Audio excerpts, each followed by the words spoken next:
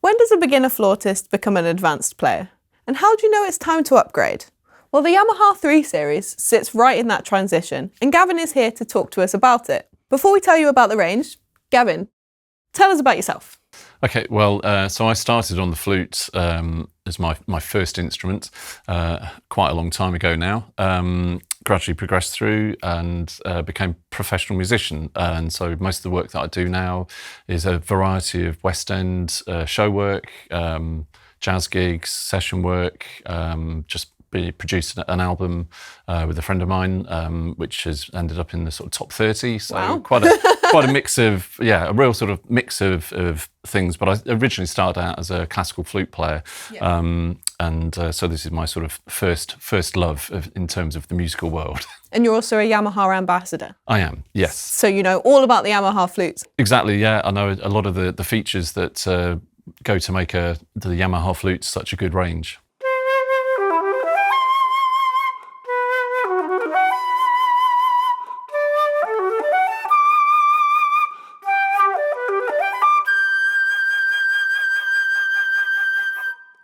And so with the Yamaha 3 series, this is your intermediate upgrading instrument. This is where Yamaha begins to introduce solid silver. Yes, exactly that. And so in terms of a flute and its material, traditionally flutes have been made from a variety of materials, but silver-plated instruments and solid silver have become the sort of the norm in terms of flute making over the last sort of 50 or 60 years. There are variations to that in terms of the sort of professional ranges, but we can talk about those on another occasion. So in terms of the instrument, what makes the biggest difference to the sound is actually the head joint. Of course. And the material that it's made from. And so on a beginner's flute, it's traditionally silver-plated, which makes it much sort of easier in terms of its response and how to make the sound initially. Yeah, you want something easy to start with that's not too complicated and you can get going straight away. And so with the solid silver, that gives because of the density of the metal, it produces a bit more resistance maybe to the sound in terms of how you produce the sound.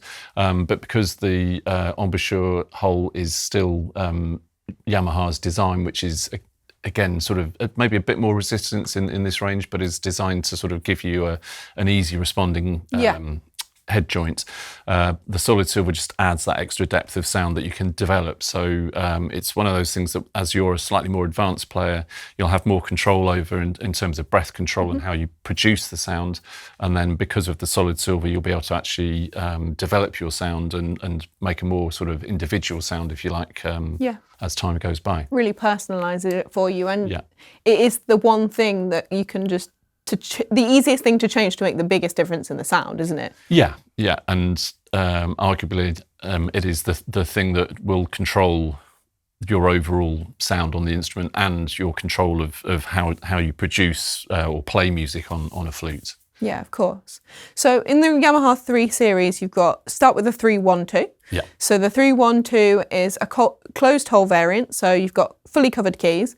And you've got the silver head joint, and that is the sort of the main benefits of that. But you do also have a B-foot variant of that? Yes, there is the B-foot variant. And so, so this would be the standard C-foot, which everybody's probably very familiar with.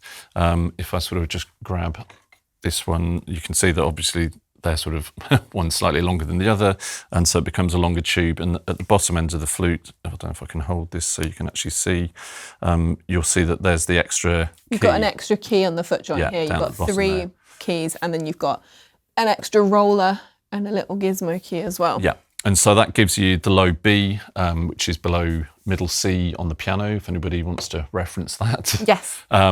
And the reason for offering the low B is that in flute music and also other music that you may come across, orchestral music and many other ensemble music, sometimes composers will write something that goes down to a low B.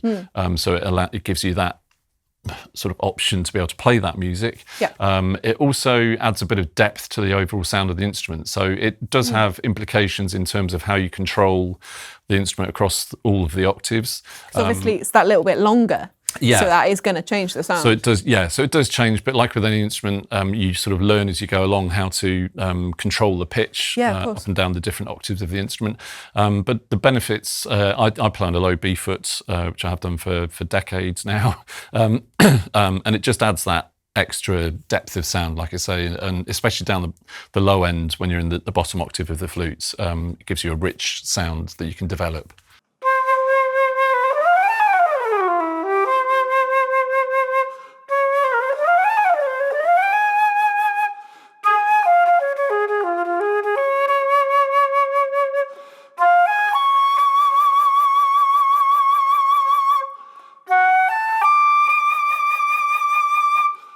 And then you've also got the 372, which is all of these variants here.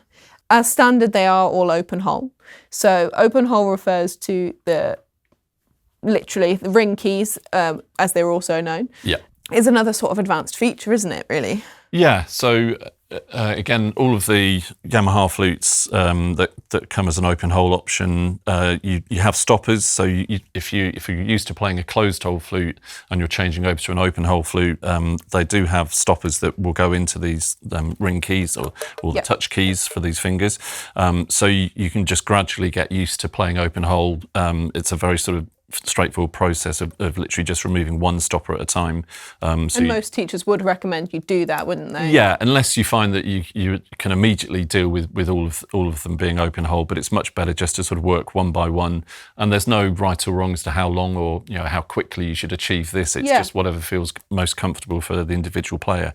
But the open hole opens up the opportunity for contemporary techniques, for jazz techniques, for sliding. So I mean, like I do quite a lot of sort of studio work where I'm not playing classical flute. It's much more of a sort of contemporary jazz style of playing.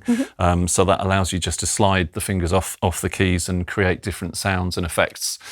So it sort of opens up the opportunity to experiment with how you make sounds on the instrument. Yeah, definitely.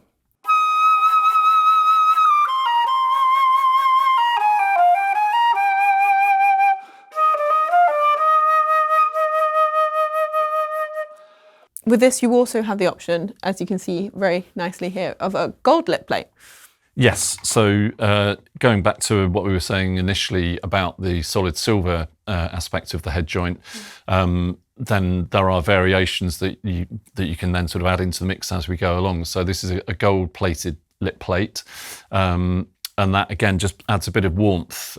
Gold generally just adds warmth to the colour on an instrument, and you could go to obviously James Galway was famous for his golden flutes. They are beautiful as well. So we're not going quite that extreme here, but this having a gold lip plate or gold plated lip plate does add that little bit of extra warmth into the sound. So if you're looking for something that has the brightness of silver, but maybe just a bit more of a combination of tone colours in it, this could be a good option to go for. Because you can really personalise it, especially with this range, because you've got your basic C foot open hole.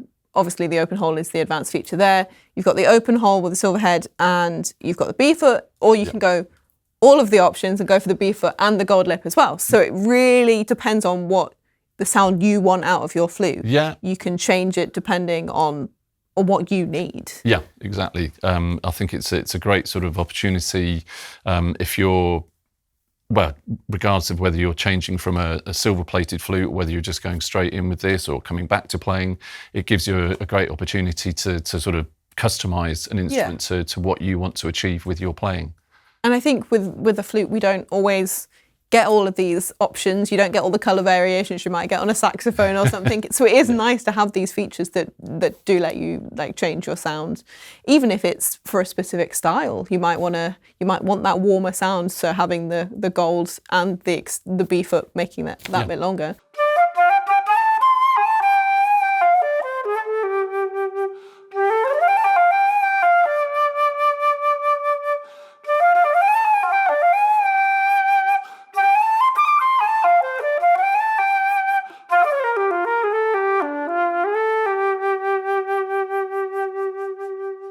Most of the Yamaha range, you do still have the pointed key arms, and you do still have the alignment like Yes, so the alignment arrows. yeah, the alignment arrows are a sort of a really useful aspect. So you've got sort of on the head joint, you've got a little arrow here that you can align for the head joint, and then also on the foot joint. I don't know if we'd be able to see that, but there's two little arrows here, which allow you to perfectly align the foot joint, which is something that a surprising number of people can struggle with, because it can be, if you're not that familiar with the flute, or you're quite new to it, that obviously because the flute comes in three parts, it can be difficult. You know, do you have the foot joint there? Do you have the foot joint there?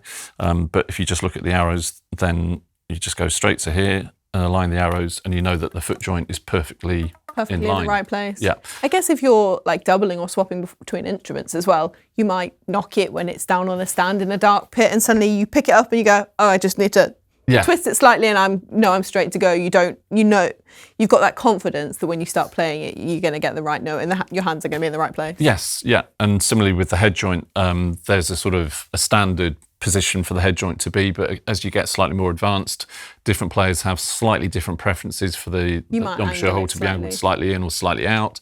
So it just gives you the opportunity to do that without too much guesswork. You can actually see where the flute is aligned. Yeah. It's a simple thing, but it really does make a difference. It just makes it easier to play and easier to get started, I guess. Yeah.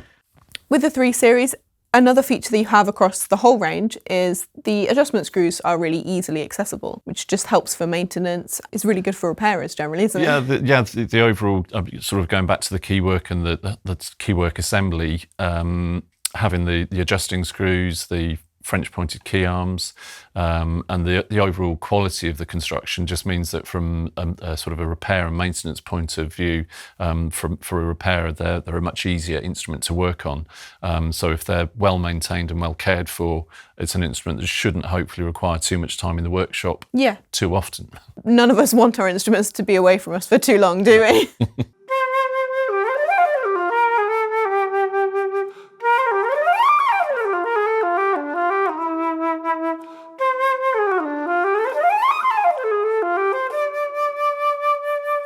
So the Yamaha 3 Series is a really good intermediate upgrade. That transition to when should I buy my next flute is a difficult question, and it's really personal as well. But this is a really good place to start and a good place to look when you do feel that you are ready.